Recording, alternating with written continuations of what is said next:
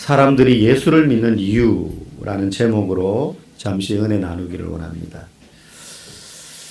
전도를 하다 보면 이런 분들이 꼭 한두 있습니다. 하나님이 어딨냐? 그러면서 말끝에 보여주면 믿을게. 뭐 하나님을 딱 이렇게 눈앞에 대면시켜줘. 뭐 이런 뜻도 있겠지만 뭔가 하나님이 살아계시다는 확실한 눈에 보이는 증거, 기적이 일어난다든지 말이죠. 뭐 말로 설명할 수 없는 초자연 현상이 지금 당장 내 눈앞에서 벌어지는 것을 내가 목격하거나 뭐 이런 걸 요구하는 거죠. 그러니까 보이는 증거를 내게 달라 이겁니다. 그런 얘기 들을 때마다 한편으로는 저 말이 떨어지자마자 하나님이 저 사람 옆에 번개를 한번 때려줬으면 좋겠다. 그 사람을 직접 때리면 안 되지만. 그러면서 하늘에서 야 이놈아 내가 바로 하나님이다 뭐 이런 음성이라도 들리면 얼마나 이게 속이 시원할까. 내가 고생 안 해도 되고 하나님 뭐 이런 분이고 뭐 어떻고 저떻고 막 설명 안 해도 하나님이 짠 하고 한번 보여주시면 얼마나 쉽게 전도가 되겠어요. 근데 제가 이제 많은 사람들을 이렇게 만나봤지만 그런 일은 잘 일어나지 않더라고요. 오늘 우리가 읽은 성경에 보니까 이제 어떤 내용이냐면 사도들이 복음을 전하자 표적이 나타나고 그리고 능력이 나타나고 기적이 나타나는 것을 많은 사람들이 보고 예수님을 믿게 됩니다. 그리고는 그 소문이 곧 공회 사람들, 여기서 공회라고 말하면 요즘으로 말하면 우리식의 국회라고 생각합니다. 국회. 공회의원들 그럼 국회의원 같은 거예요. 거기에는 유대사회의 많은 정치 종교적 지도자들, 바리새인, 율법교사, 또 사두개인 뭐 이런 사람들로 구성되어 있는 최고의회 기관입니다.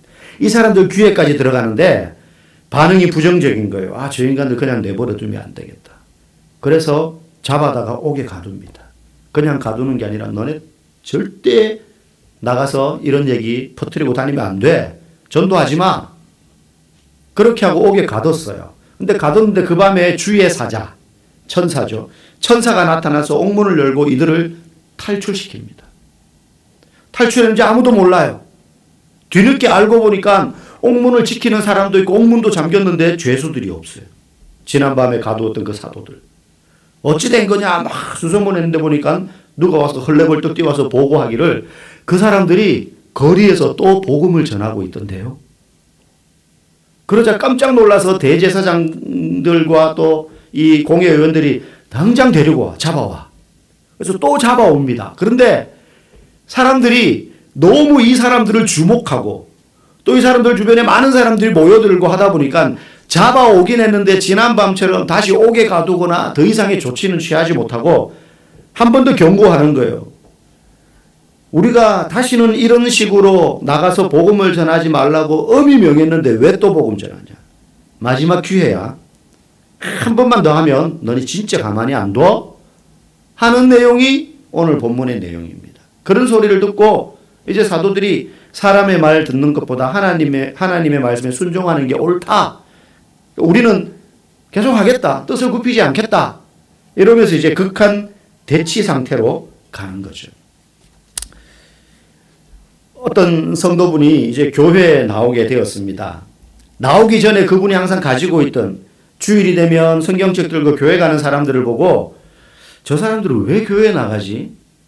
그런 생각을 항상 가지고 있었는데 자기가 이제 예수를 믿고 교회 다니면서 보니까 주일날 교회 안 나오는 사람들을 보면서 저 사람들은 왜 교회 안 나오지? 이런 생각을 이제 가지게 되었다는 이야기를 들은 적이 있습니다. 오늘 우리가 읽은 본문은요. 사람들이 왜 예수를 믿지 않을까에 대한 한 답을 보여줘요. 지난주 읽었던 본문은 어떻게 사람들이 예수를 믿게 되는가? 사람들이 예수를 믿는 이유는 도대체 뭔가? 였다면 오늘은 사람들이 왜 예수를 도대체 믿지 않을까에 대한 한 단면을 우리에게 보여주는 본문입니다. 사람들이 예수를 믿지 않는 이유는 많겠죠. 그냥 무관심하기도 하고요. 또 뭐 바쁘기도 하고요. 또 어디 얽매이는 것도 싫을 것이고요. 뭐 여러 가지 이유들이 사람마다 다양할 겁니다. 그 이유들을 하나하나 다 여기서 언급할 수는 없고 한 가지를 먼저 이야기한다면 많은 사람들이 예수를 믿고 기독교에 대해서 거부 반응과 부정적인 생각을 가지는 이유 중에 하나는 기독교는 이성적인 종교가 아니다라고 생각한다는 거예요. 왜? 거기 보니까 말도 안 되는 내용이 너무 많이 나오거든요. 하나님이라는 분도 일단은 못 믿겠거니와 아까 말씀드린 것처럼 뭐 보여야 믿지. 아무도 본 사람이 없다는데 어떻게 믿냐. 그거부터 시작해서 있다 손철. 근데 그 하나님이 말씀으로 천지를 만들었대. 단 6일 만에. 모세라는 사람이 지팡이를 들고 명하자 바다가 갈라졌대. 성경에 막 그런 얘기가 나오는 거죠. 뭐 이 정도 이야기는 교회 안 다니는 사람들도 어느 정도 들어요. 그래서 알아요. 막 예수님이라는 분이 말씀으로 병을 불치의 병도 막 다 고치셨대요. 걷지 못하는 사람이 걷고, 심지어는 그분이 죽었는데 3일 만에 부활. 그런 분은 가끔 있습니다. 병원에서 의사가 몇 월 며칠 몇시 몇 분 사망하셨습니다 했는데 사실 이 사람이 안 죽은 거예요. 약간 의학적인 어떤 오류가 있다든지 뭐 하여튼 그래서 간혹 사실은 안 죽었는데 죽은 걸로 판명했다가 그 뭡니까 이거 영안실에 집었는데 막 쿵쿵거려가지고 꺼내니까 사람 살아있고 이런 거는 가끔 무슨 해외 토픽 같은 데 나오지만 예수님은 죽은 지 3일이 되었어요. 거기다가 돌무덤 속에 넣어서 입구를 돌로 막았고 군인들까지 지켰어요. 그런데도 부활했다는 거예요. 도저히 믿을 수 없는 너무나 비이성적인 그런 일들이 성경에 많이 기록되어 있고 그걸 어떻게 믿냐 이거예요. 옛날 사람들은 뭘 잘 몰라서 못 배워서 덥석덥석 믿었지만 요즘 사람들은 배울 만큼 다 배우고 아는 게 많아서 잘 안 믿는다는 겁니다. 그래서 교회 다니는 사람들은 뭘 모르는 사람들이야. 뭘 몰라서 지금 저기 가는 거야. 그렇게 생각합니다. 비이성적인 사람들. 지적이지 않다는 거죠. 소위 말해서 뭘 모르고 믿는 무식한 사람들. 근데 사실 이 주장은 얼마든지 반론을 제기할 수 있어요. 그럼 예수 믿는 사람들 전부 다 뭘 모르는 사람들만 예수 믿냐? 아닙니다. 제 자랑은 아니지만 목사지만 저는 대학원을 나온 사람입니다. 대학원을 배울 만큼 배웠습니다. 제가 아는 분들 중에 교수님들도 있고 또 유명한 크리스찬 중에는 물리학자도 있고 유명한 아나운서도 있고 우리가 다니엘 기도회 같을 때 간증 나오는데 보는 분들 보면 뭐 예전에 나사 미국 우주항공 나사에서 근무하신 분들도 계셨고 뭐 박사도 있고 많아요. 유명하신 분들. 그럼 그 사람들이 전부 다 뭘 몰라서 믿는 사람들일 리는 없다는 거죠. 알 만큼 알고 또 그 중에는 믿기 전에 막 따져본 거예요.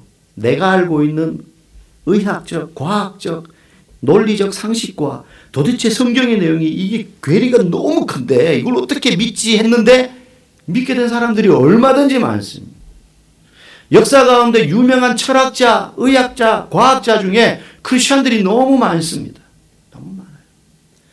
그래서 뭘 몰라서 뭘 몰라서 믿는 사람들이다. 기독교는 비이성적이고 지적이지 않아. 말이 안 되는 걸 따르는 사람들이야. 그래서 나는 못 믿겠어. 는 사실은 온전한 믿지 않는 이유가 될 수 없어요. 결국은 예수 안 믿는 이유는 지식의 문제가 아니라는 거예요.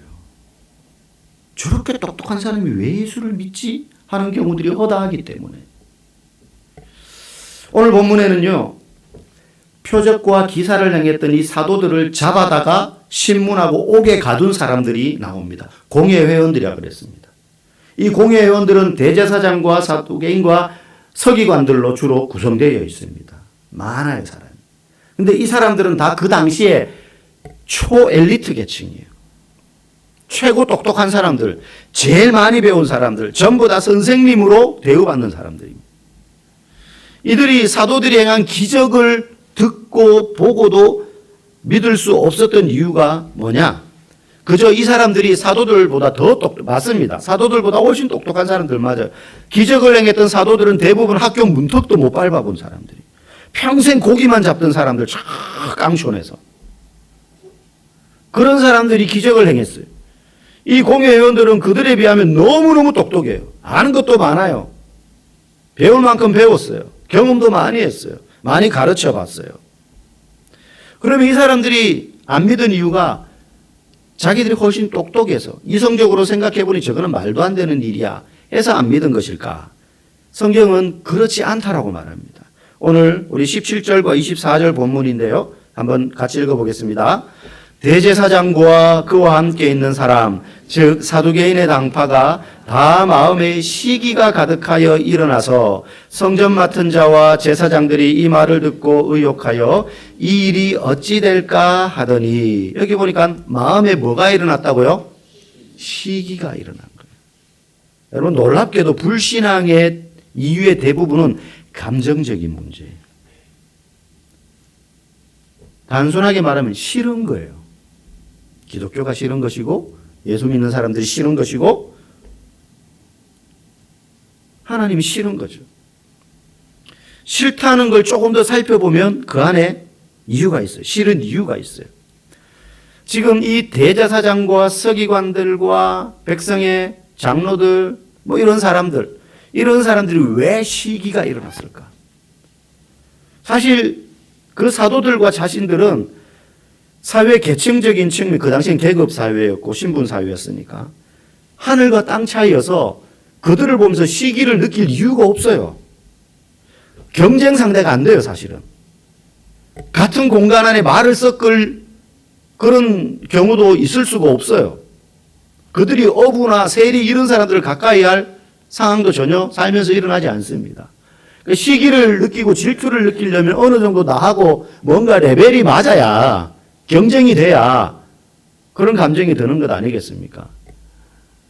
여러분들이 초등학생 둘이 뭐 네가 똑똑하냐 내가 똑똑하냐 막 싸우는데 그거 보고 내가 너네보다 훨씬 똑똑해 막 이런 막 분노와 시기가 일어납니까? 아이고 귀여운 것들 이러지 않습니다. 공회원들 입장에서 볼 때 사도들은 그런 사람들이에요. 그런데 지금 이들 마음 가운데 시기와 질투가 막 일어나요. 왜 그러냐? 사도들이 나가서 복음을 전하는데 막 능력을 행하고 표적을 행하고 기적을 막 행합니다. 물론 하나님께서 그들에게 그런 일들을 하도록 능력을 주신 거죠.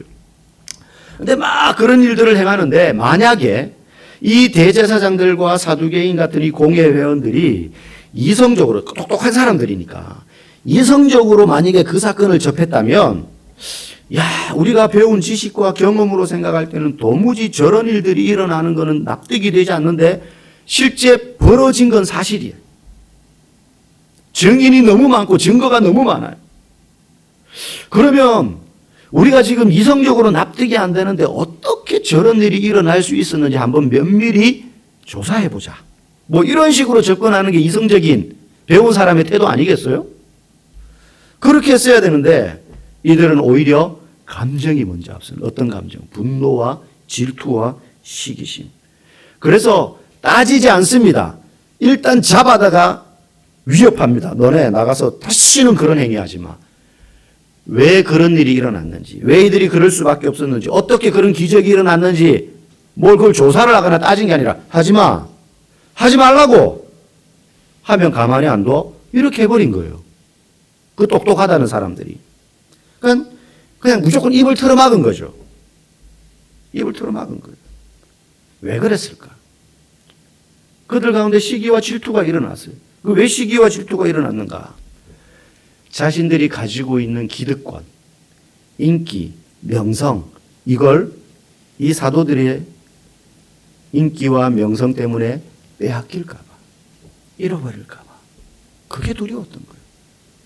그전에는 사람들이 자기들이 길거리만 나가도 처음부터 고개를 숙입니다. 왜냐하면 대제사장, 사두개인, 바리새인 이런 사람들은 존경받는 사람들이었어요. 사회적인 엘리트. 그래서 그들이 시장통 거리에만 나가도 사람들이 막 길을 비켜줘요.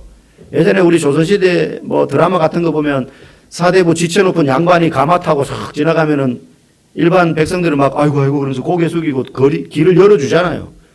그런 삶을 살았던 사람들이에요. 그런 대우를 받던. 자기들이 한마디 하면 사람들이 전부 다 뭐 거기다 대고 토를 못 합니다. 전부 거기에서 네네 그런가 보다 하고 듣고 주목하던 그런 사람들이었어요. 근데 지금 온 도시의 사람들이 누구를 주목합니까?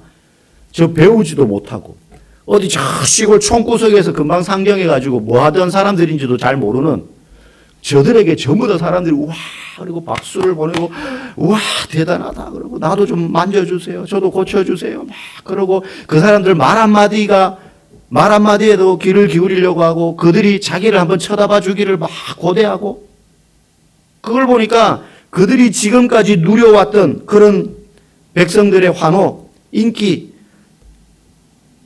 그런 것들이 저들에게로 다 옮겨갈까 봐. 그걸 잃어버리게 될까 봐 그것 때문에 시기와 질투와 분노가 일어난 거예요. 여러분 요즘 사람들의 모습도 이와 크게 다르지 않습니다. 하나님도 없고 기적도 없고 예수님은 한낱 인간에 불과하며 심지어 예수님이 실존하지 않았. 요즘은 과거에는 이 논쟁이 있었어요. 학자들 사이에 크리스천 학자들과 고고학자들, 뭐 학자들, 역사학자들과 일반 역사학자들 사이에 예수님이 실존 인물인가 아닌가에 대한 논쟁이 있었는데 지금은 거의 학계에서 의견 일치를 봤어요. 예수가 실존 인물은 맞다. 그거는 믿는 학자나 믿지 않는 학자나 거의 학계 의견은 여러 가지 고고학적 증, 왜 그 사이에 또 그런 많은 자료들이 나왔고 뒷받침되는 문헌들이 나왔기 때문에 뭐 그 당시에 로마 제국은 기록을 엄청 많이 해놓은 사료들이 많아서 예수님 당시에 있었던 그 지역의 총독들 또 분봉왕들 그리고 황제에게 올렸던 상소문들 뭐 이런 내용들을 다 취합해서 보니까 예수라는 인물이 실존했던 건 맞다. 성경에 나오는. 여기까지는 학자들이 의견 일치를 봤어요. 근데 그분이 진짜 하나님의 아들이냐 아니면 그냥 센세이션을 일으켰던 한 선생님이었냐 뭐 이 관점의 차이가 이제 있는 거죠. 그건 이제 믿음의 영역으로 들어가는 거니까. 어찌됐든 그럼에도 불구하고 예수도 뭐 한낱 인간에 불구하고 성경은 짜집기한 소설책일 뿐이라고 늘 말을 합니다. 사실 이렇게 해서 부정을 한다면 이런 것 때문에 나는 예수님 안 믿어라고 한다면 사실은 이야기하기가 좀 편해요. 왜냐하면 그렇게 말하는 분들은 최소한의 지식이 없는 분들이기 때문에 얼마든지 이야기해 줄 수 있어요. 예수님이 왜 실존 인물일 수밖에 없는지 성경이 왜 짜집기한 허구의 책이 아닌지에 대해서 얼마든지 말해 줄 수 있어요.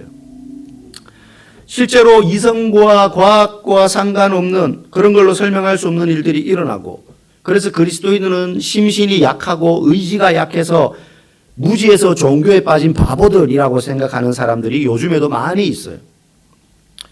그런데 그런 이들이 그런 사람들이라고 취급하는 그리스도인들이 자신이 손해보면서도 어려움에 빠진 사람들을 도와주고 스스로를 희생하면서 불가능해 보이는 일들을 해요. 순교의 자리로 나아가요. 근데 이걸 설명을 못하는 거예요. 그러니까 하나님을 믿지 않고 예수님이 하나님의 아들이고 성경에 일어난 일들이 기적들이 사실이라고 믿지 않는 사람들도 많은 학자들도 그러면 그게 다 허구고 거짓말이고 가짜인데 왜 그 허구의 인물이고 가짜인 예수님 때문에 12사도들이 한 명도 빠짐없이 다 순교를 했는가? 허구의 인물과 거짓말에 사람들이 자기 목숨까지 그렇게 다 내어 던질 수 있는가? 12사도만이 아니라 그 이후에 수많은 사람들. 로마 황제가 기독교인들을 핍박할 때 문헌에 의하면 로마 전체 사회에서 기독교는 아주 극소수였어요. 초기에. 초대교회 성도들. 근데 그 극소수의 사람들 가운데 그런 문헌이 있어요. 죽인다고 협박하고 죽이는 방법도 다양합니다. 제가 여러 번 언급했지만 우리가 잘 아는 뭐 원정 경기장에 맹수들 푸는 굶주린 맹수들을 며칠을 굶겨요. 굶겨놓고 풀어놓는 거예요. 그리고 사람들이 스타디움에 앉아가지고 관중석에서 구경하고 있고 거기에다가 죄수들과 그리스도인들을 풀어놓습니다. 맹수들하고 싸우는 게 아니라 맹수 밥 만드는 거죠. 근데 그렇게 죽이거나 뭐 십자가에 못 박거나 불에 태우거나 머리에 심지를 꼽아가지고 네로 황제는 그랬죠. 그리스도인들을 기둥에 묶어가지고 머리에 심지 꼽아서 로마 시내를 밝혔어요. 가로등처럼 썼어요. 그렇게 죽이는데 죽이기 전에 꼭 하는 이야기가 있습니다. 예수를 부인해라. 그러면 여기서 내려오게 해주겠다. 살려주겠다. 그런데 아무도 부정하지 않아요. 아무도 부정하지 않아요. 이거 어떻게 설명할 건가요? 가짜, 허무맹랑한 이야기, 거짓 선동, 소설책, 그거에 자기 생명과 안위를 거는 수 있는가? 한두 명은 그럴 수 있다고 쳐요. 그런데 어느 누구도 자기가 하는 믿는 이야기가 거짓말인 줄 알고 그렇게 목숨을 걸 사람은 없어요. 그러다가도 끝에 가면 다 아닙니다. 저 안 믿어요. 사실은 거짓말이에요. 이러겠죠. 그런데 아무도 그러지 않았어요. 암에 걸린 이제 어머니를 모시고 사는 딸이 있었습니다. 병원에서도 이제 더 이상 치료는 불가능하고 마지막 남은 기간 먹고 싶은 거 먹고 하고 싶은 거 하다가 그렇게 이제 편히 가시도록 하세요. 뭐 이렇게 한 거예요. 그런데 이 어머니가 선택한 방법은 살려고 생명을 연장하기보다는 이제 어차피 자기가 나이도 많고 또 뭐 경제적인 상황을 봤을 때 자기가 그렇게 하는 게 딸에게 못할 짓이다 이렇게 생각해서 가족 회의 끝에 치료 안 받겠다. 연명 치료 안 받겠다. 항암 안 하겠다고는 이제 이분은 그냥 집에 있는 거예요. 그러면서 이분이 남은 시간이 짧다는 걸 알고 택한 방법이 뭐냐. 그동안 읽지 못했던 성경을 내가 읽어야겠다. 이제 그때 그 마음이 든 거예요. 건강할 때는 내가 언제든지 다음에 지금은 젊어서 바빠서 일해야 되니까 나중에 나이 들고 은퇴하면 내가 성경 읽어야지. 그렇게 생각했는데 그날이 이렇게 찾아온 거예요. 그래서 그분이 성경을 읽기 시작합니다. 아침에 일어나면 항상 소파에 앉아서 성경을 펴니다. 성경을 펴고 1시간 정도 성경을 읽고 그 다음에 그 중에 가슴에 와닿는 구절을 외웁니다. 한 구절. 그리고는 기도 수첩에 자기 교인들 또 주변에 있는 지인들을 위해서 기도해요. 기도합니다. 기도 수첩을 읽고 기도합니다. 그리고 주일이 되면 교회를 갑니다. 교회 가서 성도들을 보는데 그전에 건강할 때 보던 그 성도들이 아닌 거예요. 이분 눈에는. 하루하루 자기의 생명의 불이 꺼져가잖아요. 그러니까 이분들을 볼 날이 점점 짧아지는 걸 자기는 알아요. 그래서 그 성도들을 만날 때마다 손잡아주고 또 자기가 암 걸린 건 모르지만 또 다른 힘든 성도들이 있잖아요. 그 성도들 찾아가가지고 힘든 거 없냐 들어주고 손잡고 기도해주고 또 어려운 성도에 있으면 자기가 도와줄 수 있는 거 도와주고 뭐 이렇게 하면서 항상 친절하고 미소로 대했어요. 나중에 이분이 임종하게 됩니다. 뒤늦게 이분이 암에 걸려서 이렇게 임종하는구나라는 것을 아는 성도도 있고 진작부터 알고 있었던 성도들도 있습니다. 그런데 이분이 돌아가실 때 많은 성도들이 두 가지 때문에 놀랐어요. 하나는 암에 걸린 상태로 결국 죽음을 맞이하시는 분들을 보면 이렇게 건강한 낯빛으로 돌아가시는 분이 잘 없습니다. 암 따라 다르긴 하지만 특히 제일 극한 게 간암이에요. 간암에 걸리신 분들은 간경화 이런 것만 걸려도 뭐 그렇지만은 온몸이 노래요. 사람 피부가 어떻게 저렇게 노래질 수 있을까? 노랗고 마지막 때가 되면 해골처럼 말라요. 그런데 배만 빨갛게요. 복수가 차가지고 빼도 안 돼 나중에 그렇게 돌아가시거든요. 근데 이분이 돌아가시는데 너무 뽀얀 피부로 건강한 얼굴로 돌아가시. 그래서 성도들이 놀랐고 두 번째는 나중에 보니까 이분에게 위로받고 도움받고 격려받았던 성도들이 너무 많았다는 거예요. 암에 걸려 있는 동안에. 너무 힘들고 아픈데 자기만을 위해서 남은 시간을 쓴 게 아니라 교회 다른 성도들을 격려하고 위로하고 찾아가서 손잡아주고 여기에 시간을 남은 시간 한 4개월 정도를 썼거든요. 그 시간들의 혜택을 입었던 성도들이 너무 많았었어요. 몰랐던 성도들이 그걸 알게 된 거예요. 그러면서 너무너무 많이 울고 또 그분 때문에 힘없고 위로를 받았던 성도들이 많았던 걸 알게 됩니다. 그럼 이게 그분이 성품이 좋아서 그랬다는 게 아니에요. 아프기 전에는 그러지 않았던 분이에요. 그냥 무관심하고 자기 사는 거에 바빠서 평생 살았던 분이에요. 그런데 나중에 아픔으로 인해서 자기의 진짜 신앙을 찾게 된 거예요.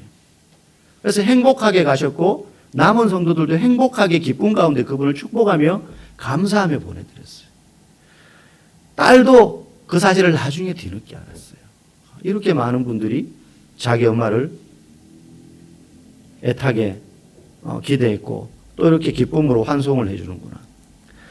여러분 초대교회에 무시무시한 그런 핍박 가운데 죽어가면서도 신앙을 지키는 모습, 그걸 보면서 도전받고 감동받는 사람들도 있었지만 그 모습이 싫고 분노하는 사람들도 많았어요. 자기들하고 달랐기 때문에. 오늘 사도들이 행한 표적과 기적을 보고도 이 공회의원들이 믿지 않은 이유는 그 시기와 질투로 일어난 분노 때문이에요. 싫은 거예요. 자기들과 다른 게 싫은 거예요. 오늘 많은 사람들도 그것 때문에 예수를 거부하는 경우가 많이 있어요. 그리고 두 번째 믿지 않는 이유가 뭐냐? 두려움 때문이에요. 왜? 기독교 신앙이 정말로 참일 수도 있겠다. 이게 정말 참이라면 하나님이 살아계신 분이고 천국도 있고 지옥도 실제 있는 거라면 지금까지 내가 살아왔던 삶의 방식을 전면 수정해야 되거든요. 딴 거 없고 여기서 내가 잘 먹고 잘 살아가지고 자손들한테 편히 살도록 재산 물려주는 거 그게 인생의 낙이지. 내가 원하는 거 하고 먹고 마시고 그렇게 하라는데 그게 아니다라는 사실을 알게 됐을 때 자신이 이제까지 살아왔던 삶의 방향을 완전히 바꿔야 되는 게 두려운 거예요. 자기가 지금까지 살아왔던 삶의 방식이 틀렸다는 걸 받아들이기가 두려운 거예요. 그래서 그 문턱에서 주저하는 사람들이 많이 있습니다. 죽으면 끝이라고 생각했는데 끝이 아니더라는 거예요. 끝이 아니더라는 거예요. 그러나 그런 이유들 때문에도 불구하고 예수를 믿어야 되는 이유가 있어요. 오늘 사도들은 표적을 행했습니다. 공회의원들은 그럼에도 안 믿었지만 많은 사람들은 그 표적을 보고 믿었습니다. 어떤 사람은 그게 단순히 신기해서 사도들을 따라간 사람들도 있을 거예요. 구경꾼처럼. 그런데 그들 중에는 그 표적을 보고 믿게 된 무언가를 봤어요. 뭐냐? 그 표적을 통해서 예수님을 본 거예요.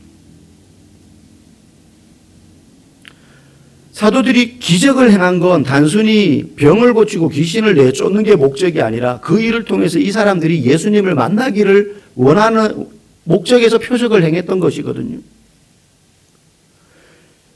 무지막지한 핍박 가운데에도 목숨을 버리면서도 신앙을 버리지 않은 사람들. 그리고 사도들처럼 이렇게 표적을 행하고 기적을 행해서 병을 고치고 귀신을 떠나가게 하는 일.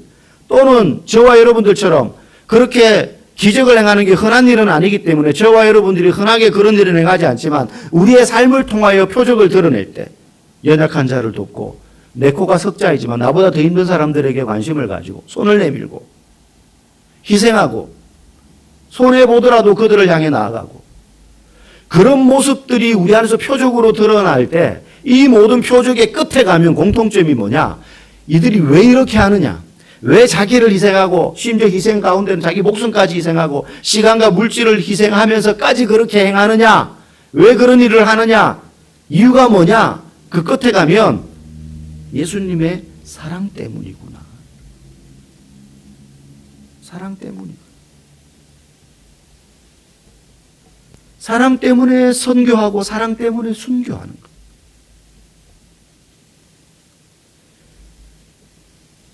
복음은요, 너는 실패하고 죄를 지었지만 예수님은 너를 사랑해서 구원의 길을 준비해 놓았다. 이게 복음이에요. 마귀는 우리에게 이렇게 이야기해요. 너 교회 가면 큰일 나. 교회 가면 너 먹고 싶은 거 마음대로 못 먹어. 담배 못 피워. 술 마시면 뭐라 그래? 네가 원하는 거, 하고 싶은 거, 네가 가고 싶은 거 그거 못해. 왜 교회 가지 마. 교회 안 가야지 너 자유롭게 살 수 있어. 그런데 성경은요, 내가 자유롭게 하고 싶은 걸 다 하고 싶은 대로 다 행하면서 사는 걸 자유라고 말하지 않고 방종이라고 말합니다. 내 하고 싶은 대로 다 하며 사는 사람을 또라이라 그래요. 애가 부엌칼을 들고 거실에서 막 칼을 들고 춤을 추고 휘두르면서 다녀요. 애는 그게 재밌어요. 그러면은 그걸 보고 어떤 부모가 아이고 우리 딸 칼춤 잘 추네. 그 미친 부모죠. 당장 칼 뺏고 일단 그 다음 뭐 합니까? 응징. 응징 해야죠. 다시는 못하도록. 가스레인지에서 막 불이 댕겨졌는데 국이 펄펄 끓어 넘치고 있는데 애가 거기에 손을 대려고 그래요. 엄마가 봤어요.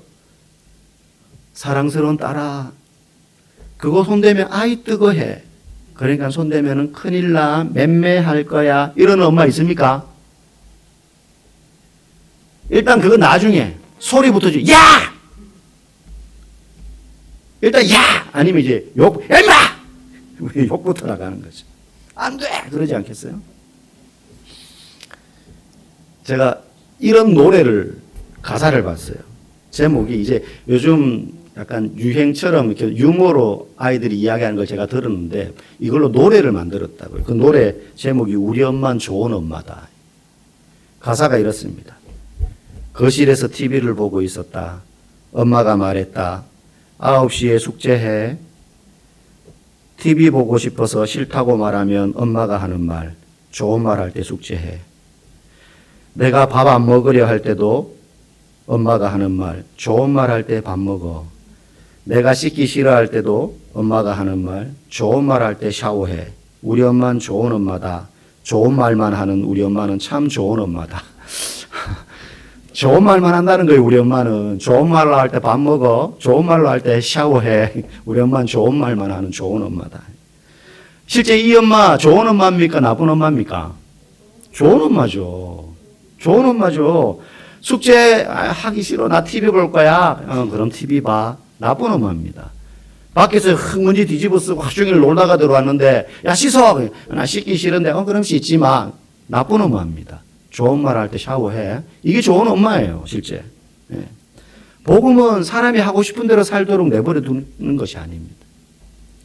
그건 자유가 아니라고 이야기해요. 네가 하고 싶은 대로 하면서 사는 것의 대부분이 죄다. 죄다. 그걸 고발하는 게 복음입니다. 진정한 자유는 예수 그리스도를 믿음으로 그 죄에서부터 벗어나게 만드는 거죠. 부모가 자녀가 원하지 않는데도 잔소리하는 이유는 자녀를 사랑해서예요. 등짝 스매싱을 날리는 이유는 사랑해서예요. 진짜 미워하면 칼 들고 설치든 불에 손을 대든 관심 없죠. 네 손인데 뭐. 관심 없죠. 사랑하니까 때리는 거예요. 사랑하니까 잔소리하는 거예요. 사랑하니까 좋은 말 하는 거예요. 예수님께서 십자가에 죽으신 이유도 우리를 사랑해서예요. 사랑하지 않으시면 이제 네가 값 담당해 그러고 마시는 거죠. 예수를 믿는 이유는 성경의 모든 내용이 납득이 되고 과학적으로 증명이 되어서가 아니라 예수님이 나를 사랑하신다는 것을 깨달았기 때문에 믿는 거예요. 왜 이들이 사도들을 보고 분노와 질투를 일으킵니까? 예수님의 사랑을 모르기 때문에. 표적을 경험한 자들이 왜 예수님을 믿게 됩니까? 그 능력이 단지 신기해서가 아니라 그걸 통해서 예수님이 나를 사랑하신다는 걸 알았기 때문이에요.